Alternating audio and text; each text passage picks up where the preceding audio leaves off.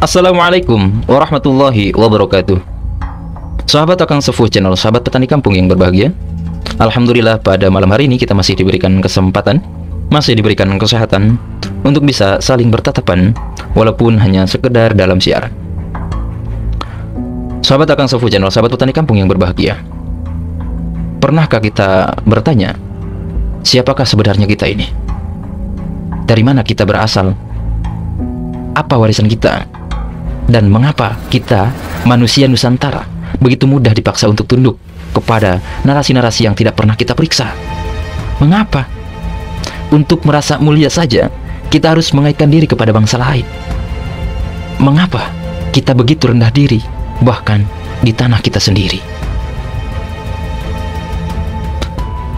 Sejarah bangsa Nusantara adalah sejarah yang gemilang, tapi tersembunyi. Sengaja ditutupi, sengaja dikaburkan oleh mereka yang tak ingin kita sadar bahwa kita ini adalah bangsa yang besar. Dari Kalimantan Timur, gambar banteng di dinding gua Sangkulirang menunjukkan bahwa manusia Nusantara sudah mengenal seni lukis figuratif yang mana 40.000 tahun sebelum Masehi. Gambar itu menurut riset Universitas Griffith Australia dan ITB adalah gambar tertua di dunia, bukan di Eropa, bukan di Mesir, tapi di Nusantara.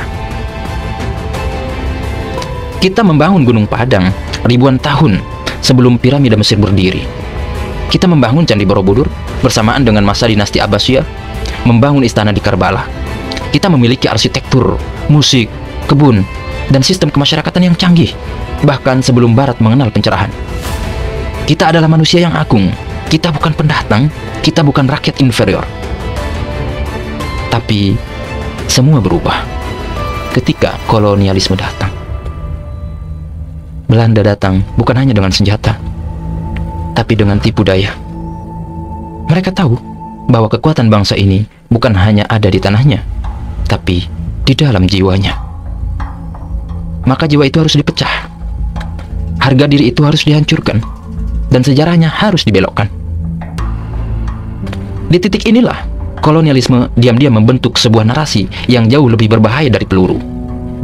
Narasi bahwa kejayaan Nusantara bukan berasal dari dirinya sendiri, melainkan dari para pendatang yang suci. Dari sinilah muncul narasi bahwa Wali Songo, para penyebar Islam, bukanlah bagian dari darah bangsa ini, tetapi berasal dari Hadramaut, dari Yaman, dari keluarga yang suci yang disebut Ba'alwi. Mereka mengaku sebagai dzurriyyah Nabi, dan kita disuruh percaya begitu saja.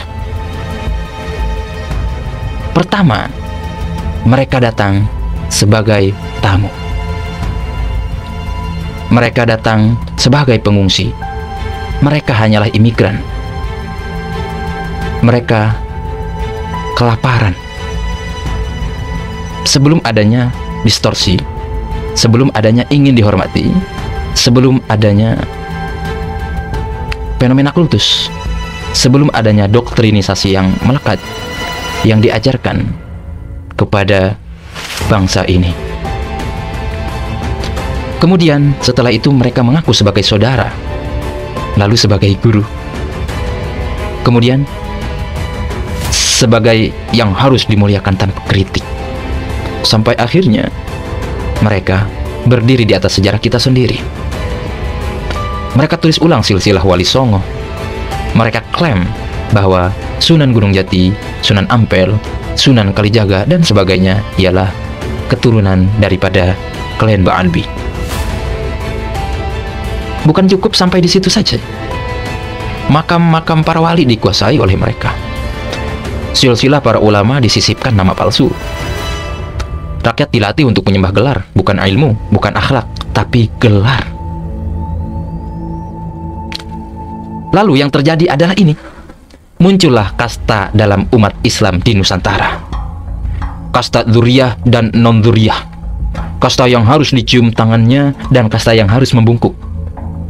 Mereka yang mengaku Ba'alwi boleh marah, tapi kita tidak boleh bertanya. Mereka boleh mengaku suci, tapi kita tidak boleh menguji. Dan disinilah umat Islam Nusantara kehilangan akal sehatnya. Namun, satu demi satu mulailah bangkit. Orang mulai bertanya, apakah benar para Habib itu keturunan Nabi? Apakah benar Ba'alwi adalah darah yang suci? Dan tahun 2022, satu nama muncul ke permukaan, Kiai Haji Imaduddin Utsman Al-Bantani.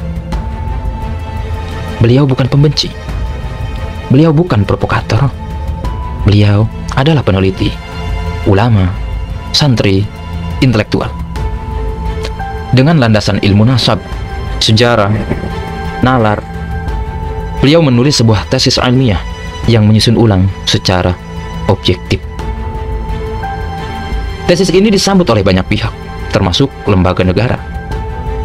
Lalu datanglah bukti yang paling kuat ini dari BRIN, Badan Riset Inovasi Nasional Indonesia, yakni dari tes DNA.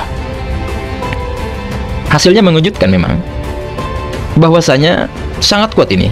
Keluarga Ba'alwi bukanlah keturunan Nabi Muhammad Sallallahu Alaihi Wasallam, bukan pula keturunan Arab, tetapi keturunan dari Kaukasus.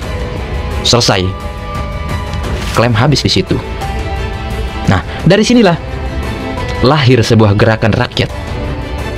Gerakan yang oleh lawannya dicemooh dengan sebutan mukimat. Ya, mungkin bagi mereka itu ya ejekan, pelecehan gitu kan, cemoohan. Tapi kita kan tidak boleh baper ya. Bagaimana caranya agar cemoohan tersebut menjadi kebaikan? Akhirnya kita simpulkan, diakronimkan, mukimat ialah Muhibbin Kiai Imad. Itu. Walaupun nggak tahu yang sebetulnya seperti apa. Kalau saya sendiri kurang cocok sih kalau Muhibbin Kiai Imad, karena Kiai Imad nggak mencari muhibbin, nggak kayak Habib Muhibbin, nggak. Kiai Imad nggak mencari pengikut, nggak mencari muhibbin gitu ya. Kalau ke Habib mukibin, memang mukibul lah ya, mukibul. Tapi ya kita hargai mukimat di sini ialah Muhibbin Kiai Imad. Tapi perlu diingat, Kiai Imad sendiri tidak mencari pengikut, tidak mencari pecinta, tidak. Ya ini dari kami saja gitu ya. Nah, tapi apa yang mereka sangka hina itu ternyata menjadi identitas perlawanan. Mukimat kini bukan hanya santri, bukan hanya peneliti, tapi rakyat, konten kreator, aktivis budaya, tokoh NU, dosen, mahasiswa, dan sebagainya. Mereka semua bangkit. Lalu dibentuklah PWILS, Perjuangan Wali Songo Indonesia Laskar Sabilillah. Satu simpul gerakan yang tersebar ke seluruh provinsi di Pulau Jawa, Sumatera, Bali, Kalimantan, di mana umat Islam sadar kita sudah cukup lama dijajah, bukan oleh Belanda, tapi oleh klaim-klaim yang tak berdasar. Kami tidak membenci Nabi, kami justru ingin membela kehormatan Nabi.